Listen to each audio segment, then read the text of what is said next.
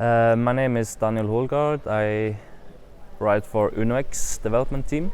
Sorry, can you just look at me when you do it? I look at you? Yes, Okay. sorry, I should have said that. And it's my name, my team, that's Yes. it? So you're a rider for UnoX? Ja. Hvordan føles? Seigt, eller så sove.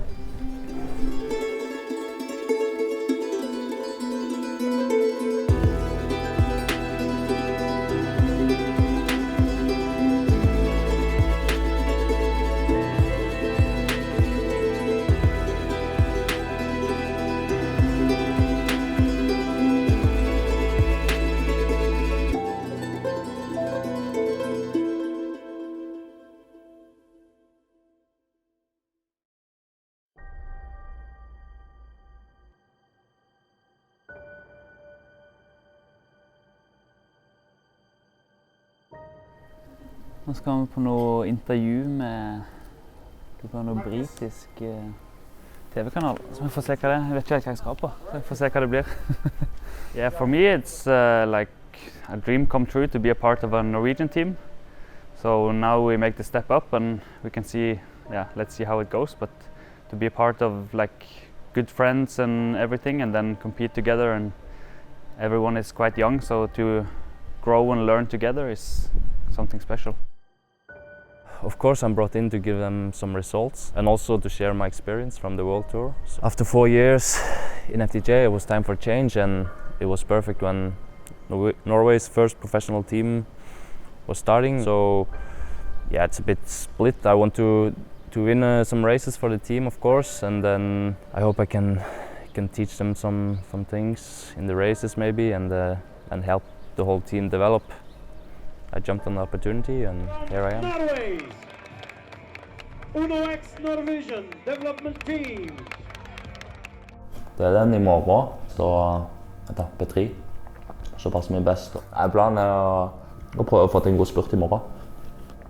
Utenom det så skal vi prøve å hjelpe klatrerne på de litt hardere etappene. Det er jo et veldig høyt nivå på startfeltet. Men samtidig så tror jeg det skal være mulig å få til noe. Så jeg tror ikke vi er pessimister, selv om vi ser at det er mye gode folk på start. Men ja, det blir en tøff utfordring. Endelig så ruller vi sykkelsesongen I gang her I solfylte Portugal. 25 lag på startstreken, 12 av dem World Tour-lag og UnoX-gutta, Norges første profflag. Nå har vi satt opp et lag her som har ambisjoner om både sammenlagt og etapper. Jeg ser ingen gevinst resultatmessig å være I brudd. Det første løpet vi kjører sammen og bare kjører rolig, og vi havner bakpå, så ok. Men hvis dere stresser, så blir det veldig mye rykk og napp, og det går I trekkspill bak til spurteren, så igjen får ganske mange meter til det. Prøver å sitte sammen.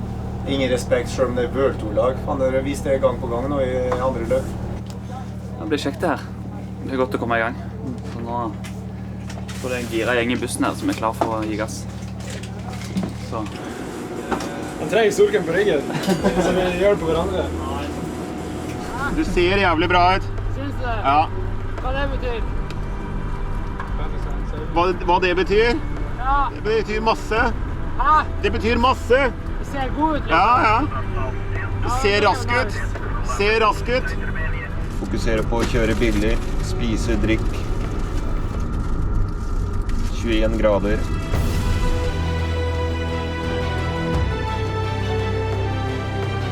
Helt klart sunt for guttene å få en touch av det nivået der. Og se hvor lista ligger. Det må motivere dem til å jobbe videre.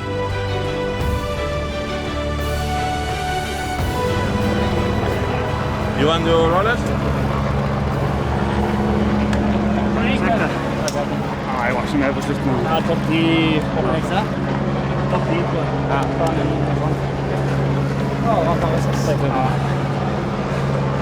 Jeg satt inn I bakken, alle 6 samlet. Jeg satt bak det, men får liksom... Det gikk greit. Vi var med å kjempe.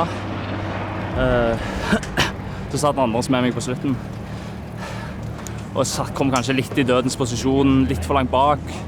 Så jeg gamblet på å holde posisjonen, for hadde jeg gått ut I vinden for tidlig, så hadde jeg stivnet. Da ligger du litt bak der og jager hele tiden. Men jeg tror det er en godkjent start. Nei, det var en lang dag. Det gikk egentlig ganske rolig lenge, og så eksploderte det skikkelig på slutten, så det ble en hard finale. Så vi samlet oss egentlig greit rundt Daniel, men vi ble liggende litt inne da, så vi fikk liksom ikke utnyttet det skikkelig på slutten. Men over siste bakke så var i hvert fall Anders bra med foran dem Daniel så jeg, så ja, det ble veldig greit til slutt, selv om jeg hadde håpet å hjelpe og bidra mer, men sånn er det. Få litt mer flyt, altså sier det første løp, for 10 spurter da. Tipper du som ha en helt annen trygghet på deg selv? Han er i hvert fall med å spurte. Det er en veldig bra start.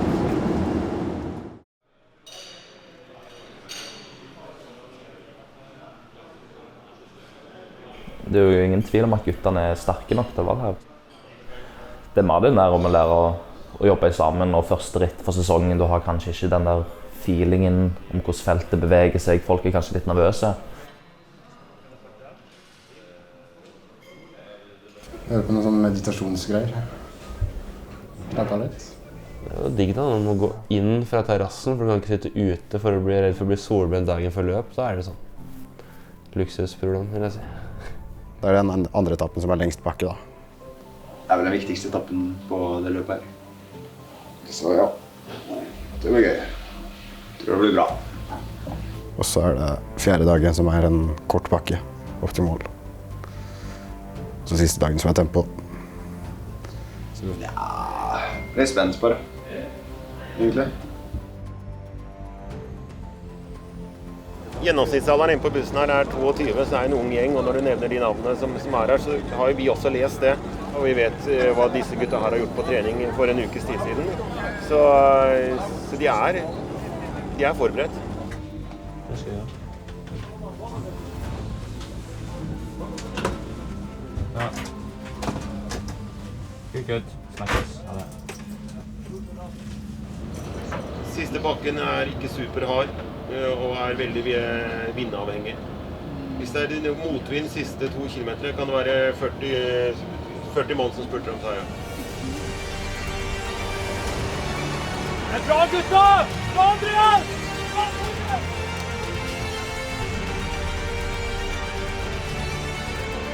I Algarve så var det jo 12 World Tour-lag med flere store stjerner der. Jeg hadde jo blant annet Geraint Thomas som har vunnet Tour de France.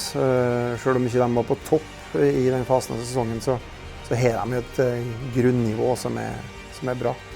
Det er klart for oss å kjære med de guttene der, så de har kun sett på TV omtrent, det er stas.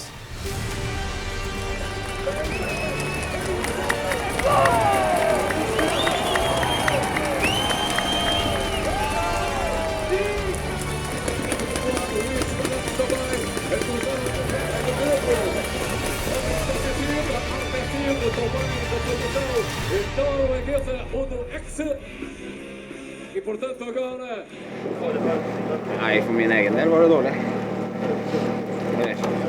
Gjorde det man kunne da, så var man ikke bedre i dag. Trenger sikkert noe for å komme i gang. Så ikke mye mer å gjøre, kan jeg. Håper vi alltid på mer, men det blir feil å si det og forvente at vi skal ha topp 10 her, uansett. Bra jobba, Erik. Ja, altså, jeg synes vi gjør en jævlig god jobb. Det gjør vi. Men vi gjør det vi skal. Ja. Annet enn at vi kan holde litt på det fysiske. Ja, det skulle gjerne vært Det er mange av de beste i verden, og det er det som er, altså. Vi var harde i kneikene før bakken, da. Ja, det var ikke kneikene var det ikke. Det var jo 3 kjent. Ja, litt. Ja, det sører meg på fjell. Vi kjørte bra underveis. Ja, vi kan ikke gjøre noe mer enn det. Nei.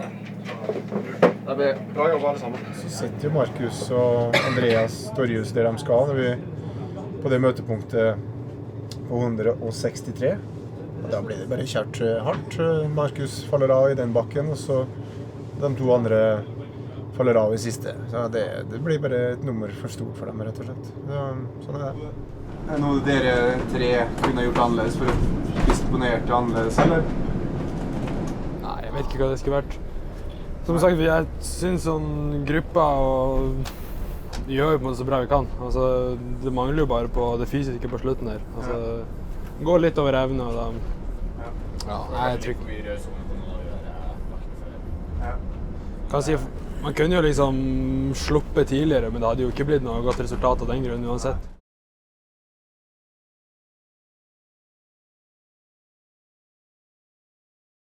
Really? I don't know. No, I don't think. Yeah, flat to back.